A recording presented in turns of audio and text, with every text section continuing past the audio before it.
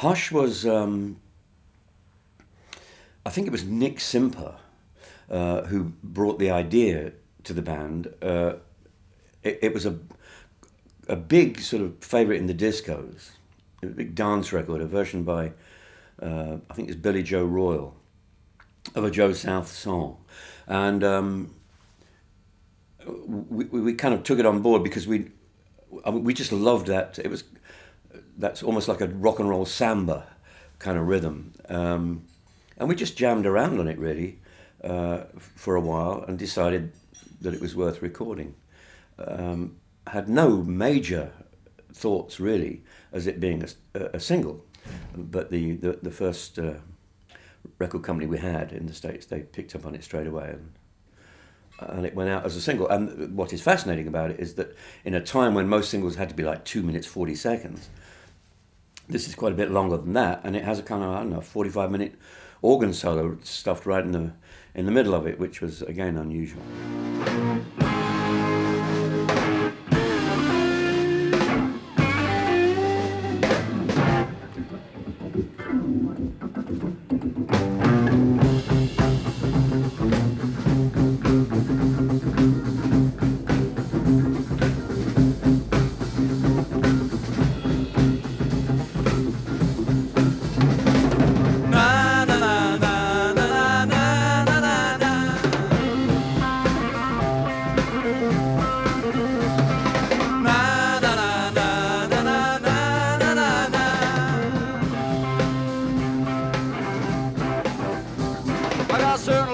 She's on my mind, no doubt about it, she looks so fine. She's the best girl that I've ever had. Sometimes she's gonna make me feel so bad. Na, na, na, na, na, na, na, na, na.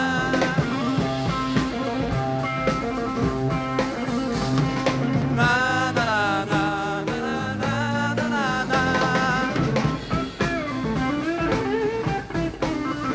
Listen, hush, hush, I thought I heard her calling my name. Hush, hush, she broke my heart, but I love her just the same. Now hush, hush, thought I heard her calling my name. Now hush, hush, I need her loving and I'm not to blame. Now, oh, in the morning, in the evening, oh, every day, gotta have it. Hey, I see you got loving like a quicksand. Only took one touch of her hand. Oh, my mind and I'm in so deep that I can't eat y'all, I can't sleep. Na na na na na na na na na.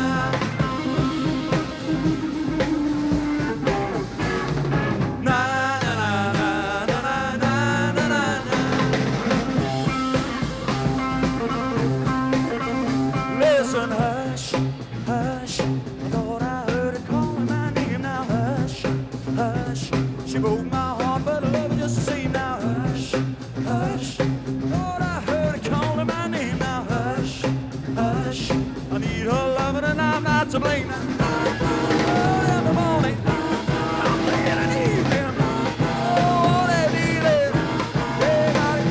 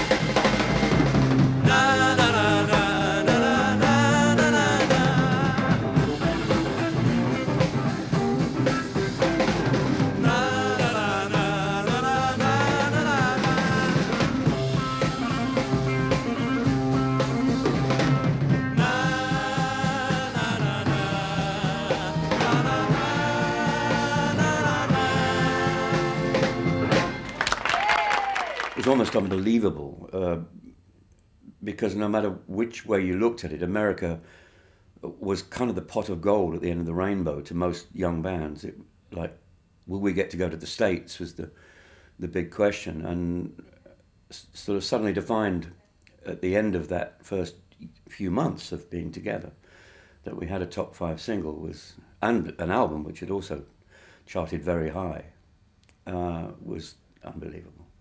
And to get it, you know, getting off the TWA 707 on a warm California evening in 1968, November, leaving cold, grey, damp London and getting off to, you know, sunshine and palm trees and 5 stretch black Lincoln limousines. As I said at the time, it looked like a mafia funeral. And in the back of each limousine was a pretty woman, which had been provided, you know, by the record company to you know, describe Los Angeles to us as we arrived. Nothing more nefarious than that, of course. We were asked to do quite a few strange things in the early 70s on German television. There was one wonderful occasion where we arrived at the studio for the run-through. I mean, don't forget, we were only probably miming something from In Rock. And on the TV set was this giant plaster of Paris statue of a naked woman, hollow. And the director came up and with immense glee and happiness and pride in his idea, he said, what you're going to do is you're going to get inside this statue and you are going to smash your way through the stomach out with axes, you know, out of the stomach of this statue, and then you walk to your instruments and you start to play. Good, huh? And we went, no, I don't want to do that. And they built this entire statue. So what they did as a compromise was they had stagehands sort of smashing the statue, and we kind of walked rather sheepishly through the resultant hole in the statue and walked to our instruments and started miming. Not one of our greatest moments, but a lovely memory of this. And we were asked to do a lot of odd things. You know, it was sort of TV directors seemed to have lots of very odd psychedelic sort of ideas that they thought this band would jump at, but didn't.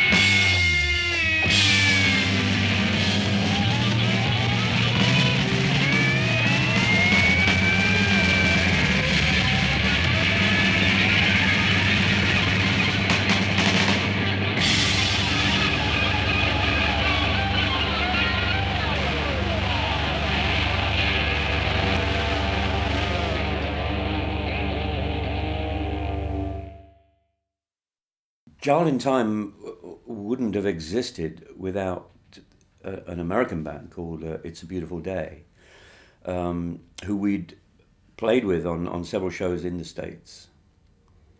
And they had a track called Bombay Calling, which we had rather taken our fancy. It was quite fast, quite, again, sort of San Francisco, coastal rock sort of band. David LaFlamme, I think his name was, played the electric violin. Wonderful band, and we were in the rehearsal studio in Hanwell in West London. This was, I think, just after Ian Gillan joined, and we were just jamming on certain ideas. And Richie said, "You remember that track Bombay Calling?" He said, "Perhaps we should cover it." And, we went, "No, it should be original material now." So I just started playing Bombay Calling, but much, much slower. But just the bum bum bum, dum dum dum, like this. And Richie said, "It sounds good slow."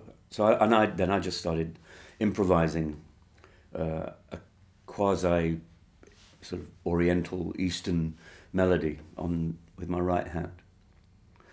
And the band joined in, and it naturally started to build.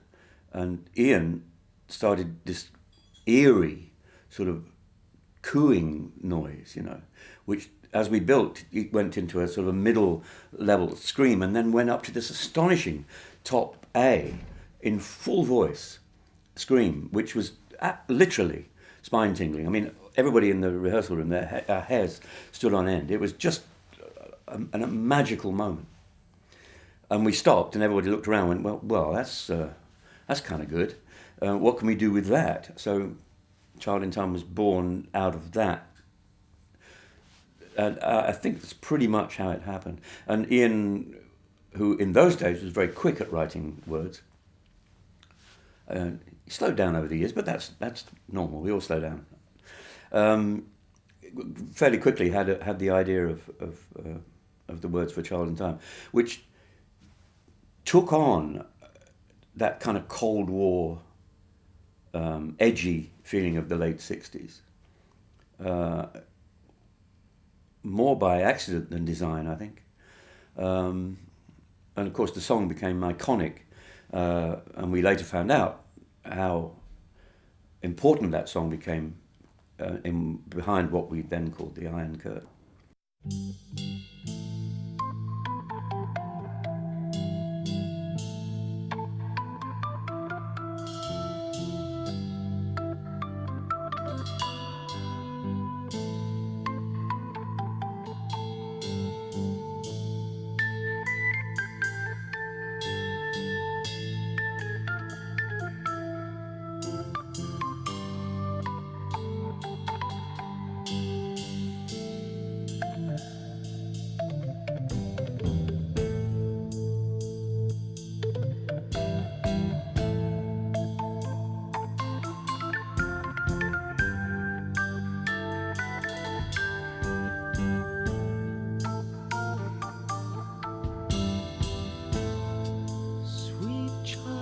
Time, you'll see the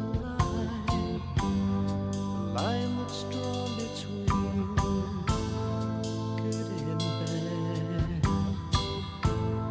See the blind man shooting at the world, bullets flying, taking toll. If you've been bad, oh Lord, I bet you have, and you've not been hit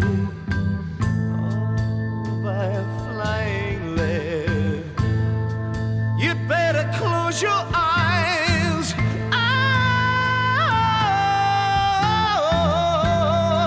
bow your head,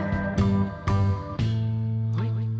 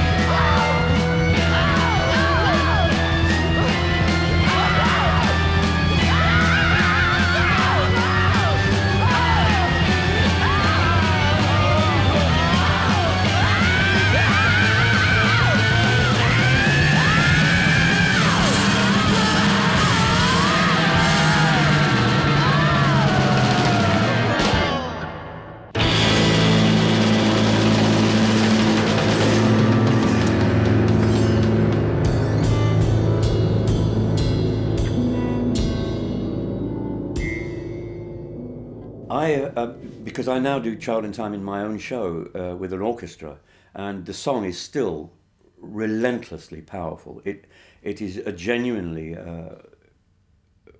strong, powerful song. It can't fail to be if it's done properly. It has a majesty about it somehow in that long, slow build-up.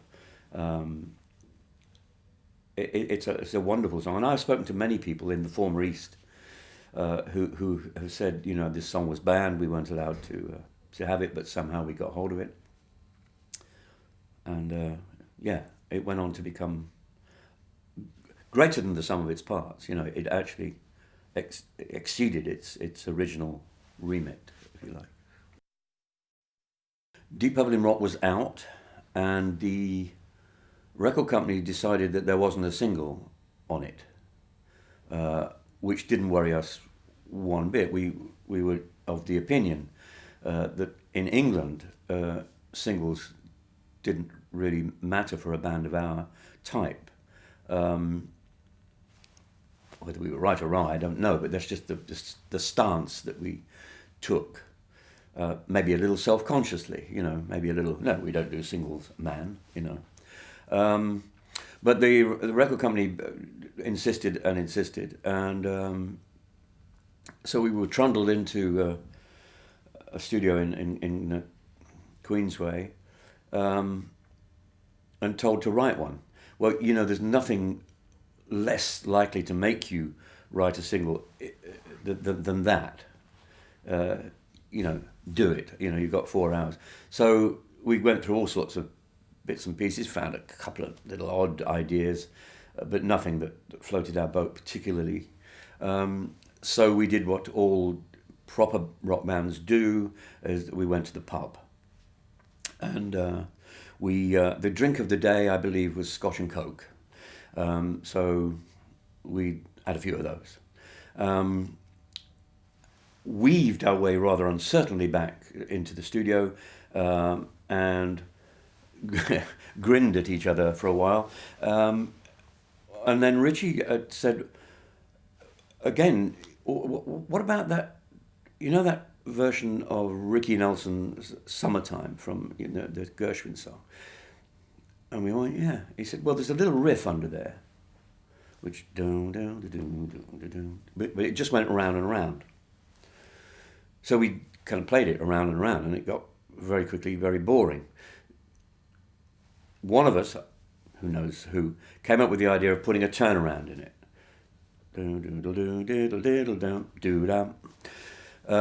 Which made it a little less repetitive and boring, and then Ian Pace did one of his magical little things, where one of those drum breaks that he used to come up with in those days. What are you doing there, Ian? I have no idea, it just fits, you know. So that was cool. Suddenly we had a sort of a structure. And we came up with, I don't know, about 3 minutes of this thing, and it was rocking on quite nicely, and Gillan disappeared into a corner and came back with a set of utterly nonsensical lyrics, which they mean absolutely nothing as far as I can tell. I think at the time, I do remember, in spite of the Scotch and Cokes, him saying, this don't mean a thing. I think Roger might have thrown in a couple of rhymes. And then we had Black Knight. Spelling is important there. We never knew whether it was N-I-G-H-T or K-N-I-G-H-T. So it's either about a chess piece or a particularly cloudy English winter evening. I'm not quite sure.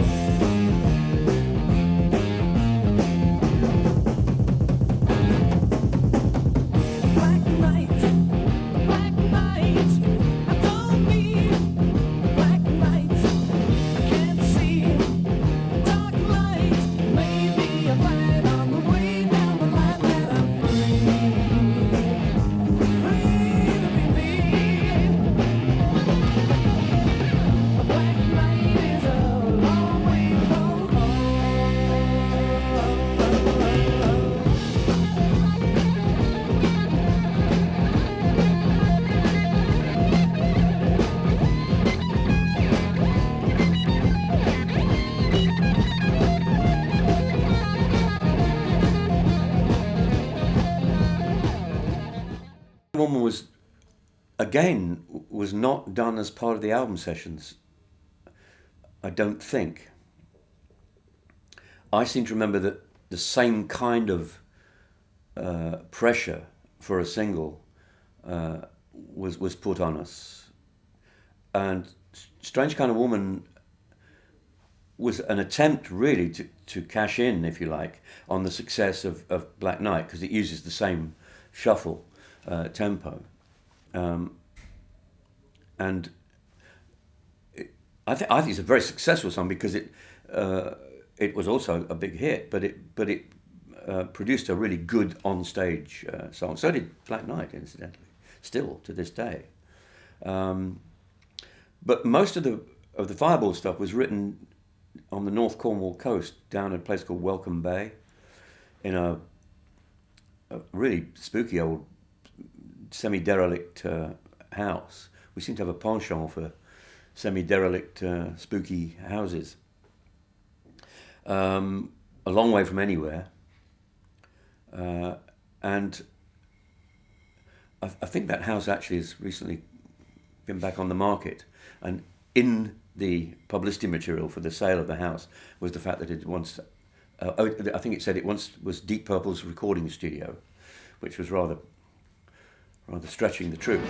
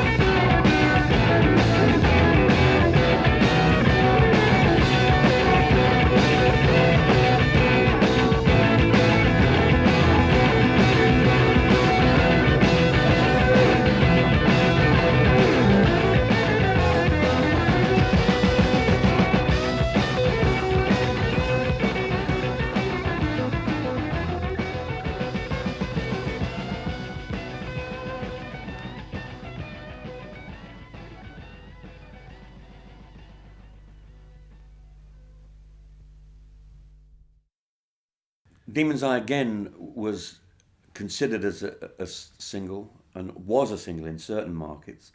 And again, it's a shuffle. We, you know, if it ain't broke, don't fix it. And that was the first time I think I used the RMI electric piano, which I discovered somewhere. So it's a slightly different sound. But I'm still using, right through this period, the direct injection Hammond organ, not going through Leslie speakers, going direct from the organ amplifier out into a Marshall 200 watt to get that really hard, raw organ sound to compete with Ritchie, and in fact to complement Ritchie. As I've said before, you know, Ritchie occasionally didn't want to play rhythm, although he's very good at it, but occasionally he got bored with it. So somebody had to do that, so that would be me.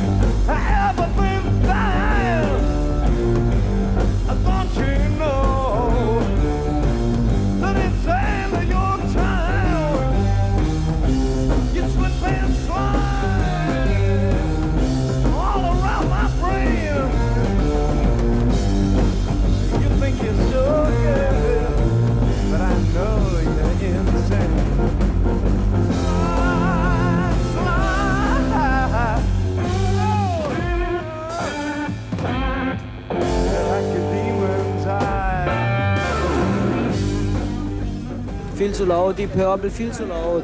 Früher, wo sie rausgekommen sind, waren sie noch viel progressiver und alles. Und jetzt, wo sie die große Geld haben, da scheren sie sich einen Scheißdreck drum um ihre Musik. Da spielen sie bloß mal ihren ganzen Dreck, was ihnen vorgeschrieben wird und so. Nicht mehr ihre eigene Masche, wie Schalt in Time damals auf Deep Purple im Rock oder so. Die Purple Compo finde ich gut und Emergency ist auch gut und Mungo Cherry finde ich nicht so gut. Ich finde, dass die ganze Sache hier recht gelungen ist, da die Auswahl der Bands doch dem Arbeitstitel Music Today recht nahe kommt. Also Mango Jerry haben immer den gleichen Stil, immer rumpa. Ich bin hier, um die Purple zu sehen. Einzig und allein. Ja, ich fand's scheiße. Ich habe die Purple schon zweimal gesehen und das dritte Mal ist es einfach zu viel, weil sie immer dasselbe spielen. Sie improvisieren nicht so viel wie andere Gruppen. Ja, die Purple war eigentlich am besten. Ich fand die Emergency ganz gut. Naja, so wie es gebracht war, würde ich also nicht viel Geld für ausgeben. Best Swing Stone the Crowd. Klasse. Fürchterlich gefetzt. Für 13-Jährige. Für viel Rock. Ja, nette Leute.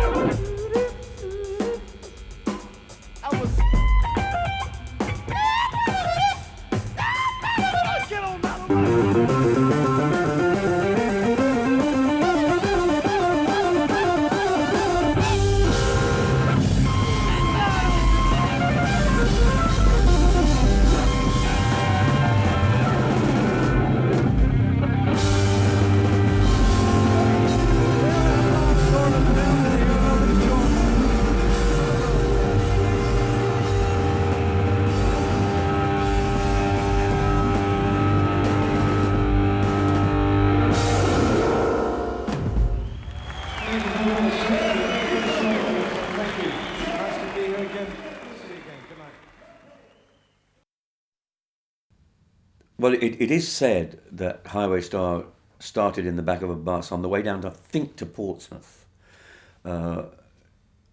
with, again, the decision that we didn't have the right opening number, or we needed another opening number, because I think Speed King usually opened our set until then, and that we decided it should be sort of Fast and Furious, and so Richie got his acoustic out and sat in the back of the bus, and he came up with this dung dung dung dung dung dung dung, you know, and we thought, yeah, that'll be cool. The story is that we tried it out at soundcheck and then played it that night. I'm not quite sure that is strictly true. It might be a touch apocryphal. We might have tried out something that became Highway Star, but I can't imagine that Richie and I would have worked out those rather complicated guitar and organ solo passages in the back of a bus on the way to Portsmouth. I think that was done later in the studio. But I think we probably played something that night that became Highway Star. Und jetzt kommen Deep Purple auch live im Studio mit Highway Star.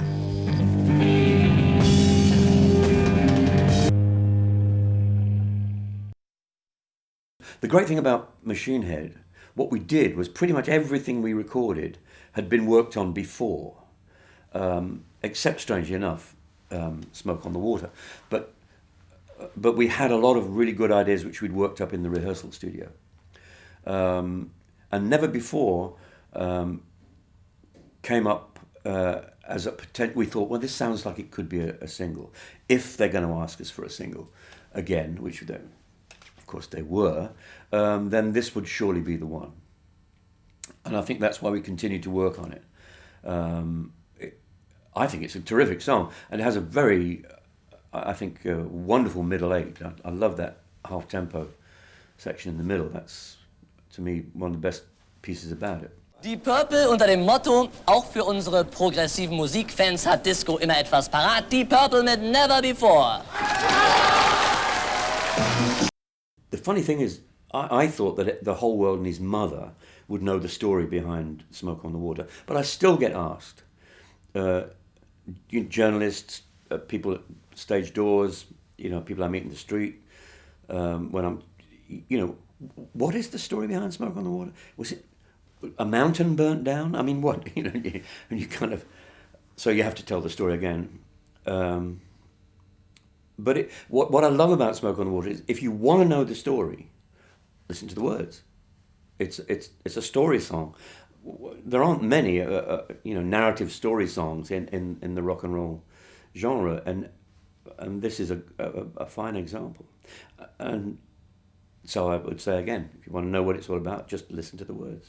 Just about a couple of years ago now, we were in Montreux in Switzerland recording the Machine Head album. And this song here tells the story of most of the things that happened while we were out there, particularly the burning down of the casino the night we were there watching the show, and all the other affiliated hassles that we had over the period of time that we were there. Smoke on the Water, this one.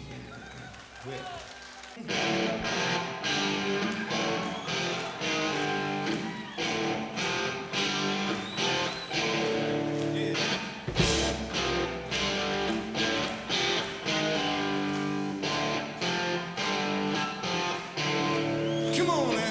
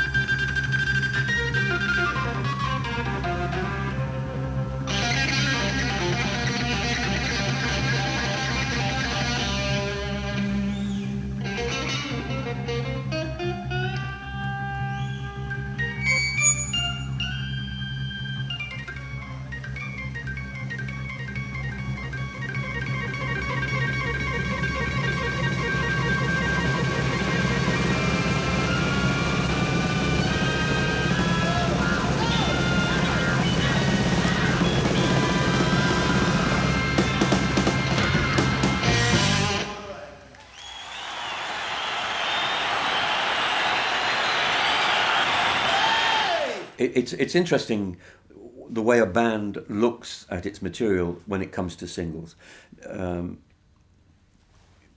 Because we weren't really, it goes without saying, we weren't really a singles band. It wasn't the kind of thing that we felt comfortable sort of putting the material into single form. It didn't come easy to us. But we were writing well by that time. And I honestly thought that we'd written a great single in Never Before. In fact, to the point that when we sent it across to Warner Brothers in the States, we sent it with the indication that Never Before would be the single. Came back the comment, "You must be joking. The hit is Smoke on the Water," to which we said, "You must be joking, the hit is Never Before." We honestly didn't think that Smoke on the Water was hit material. How wrong can you be? I think that one of the great Purple classics is on Who Do We Think We Are? That is A Woman from Tokyo. It's a terrifically well-made song. Another classic Blackmore riff to start it off, But I love the way it departs from what was probably Richie's original intention with the song. I think he saw it as a more of a bluesy thing, whereas where we actually took it was more into that, especially with that delightful middle passage, which works really well. And a piano solo of which I'm not particularly proud. It's not the greatest piano solo I ever played in my life, but it's all right. But made under very difficult circumstances. We were in a villa just outside Rome, which had been chosen for us to record in because it had a wonderful room to record. What they hadn't done was measured the size of an archway through which the mobile unit would have had to have gone to make it nice and easy. The mobile unit wouldn't fit under the archway, so cables had to be bought in specially, special long cables. And the walk from recording to listening was, several hundred meters. It was a bit of a lash up, but it was warm and there was a swimming pool.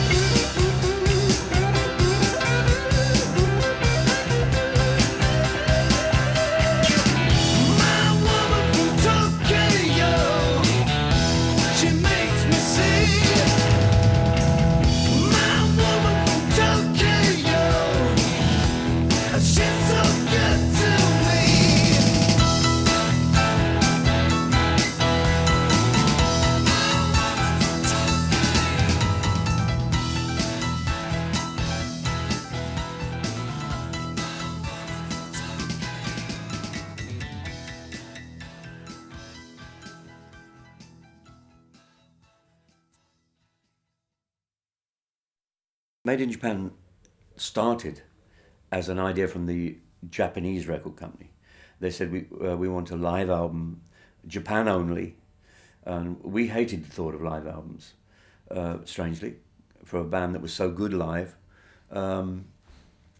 Just thought, yeah, maybe not such a... So we said only if it only comes out in Japan, right? Thus the title. You know, I mean, and Made in Japan also as a title was a joke, because in England in the 60s, 50s, 60s and 70s, if something was said to be made in Japan, it was almost like it was like second rate, you know, how those tables were turned. But, you know, so to us it was like, oh yeah, it's just made in Japan. And it would only ever come out in Japan. We eventually heard it and realized that we had something rather wonderful. A band on fire, I would say, a band absolutely at the top of its game. That's why I love that album. It's a beautiful snapshot of the band in all its glory, playing live, firing off each other, listening to each other, working it out live on stage, on the night, playing to at the top of its game.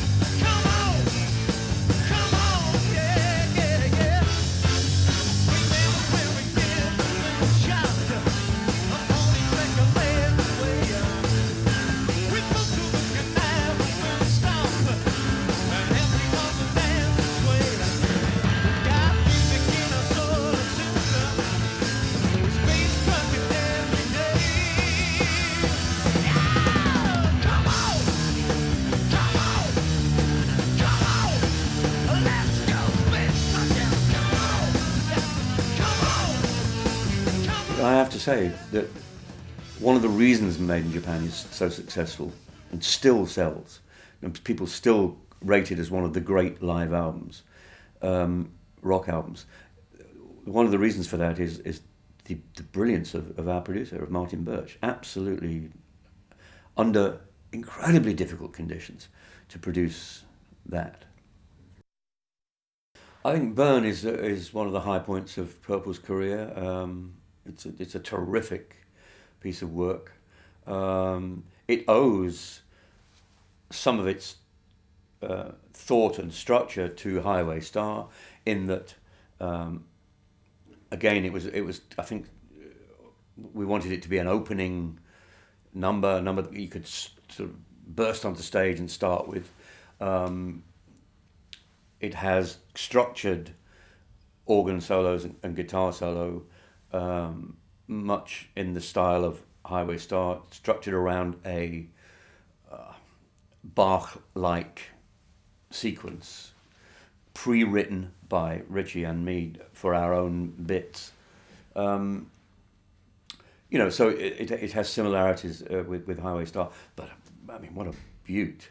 The lyric content, I mean, I could sort of do without, but you know, I prefer the lyric content of Highway Star. I really rather wish that one part of it didn't say, couldn't believe she was devil's sperm, and that does worry me slightly, because I'm not quite sure what that is. but you can't take away the brilliance of the song, the track as it stands. It's a great piece of work.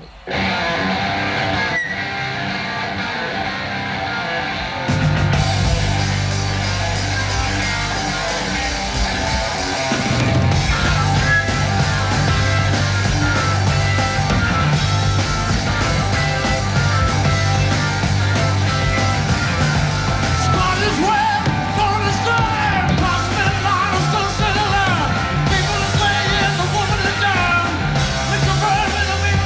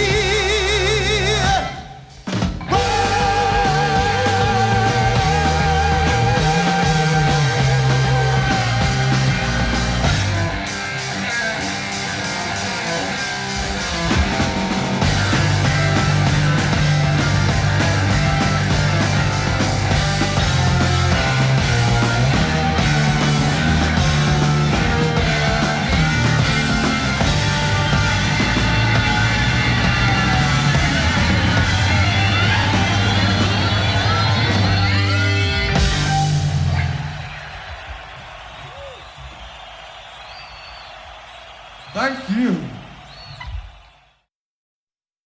I think that it possibly first raised its head sometime during the Burn sessions.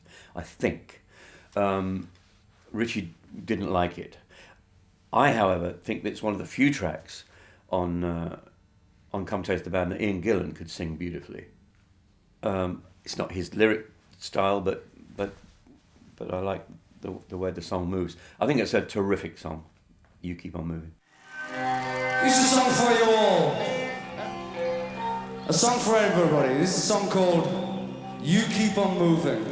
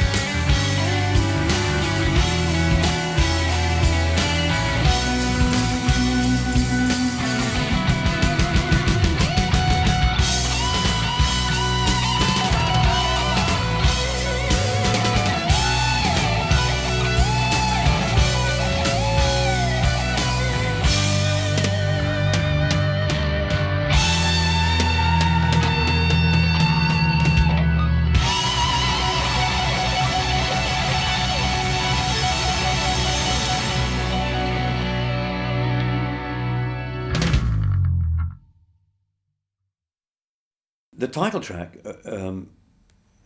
it's a great rock song. You know, I mean, it's another terrific Blackmore riff. But again,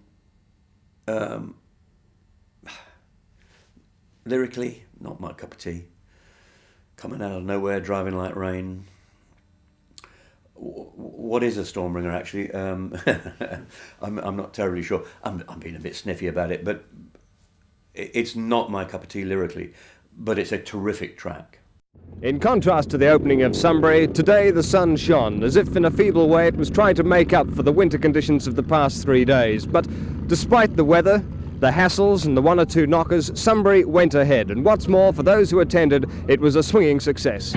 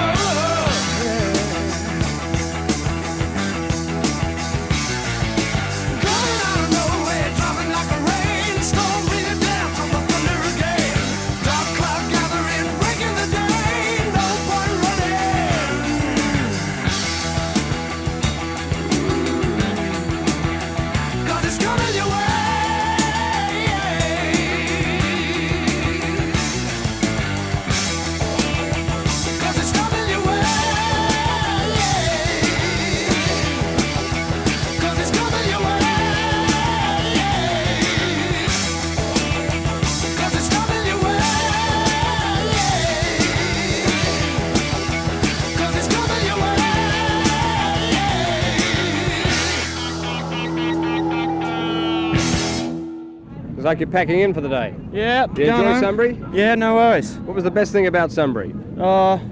6. What was the best thing about Sunbury? The beer, the mud, the beer, the beer. Oh, no, that was shocking. I say the beer. No, the mud. Did you get danger, The mud, yeah, the mud, it was, definitely made it.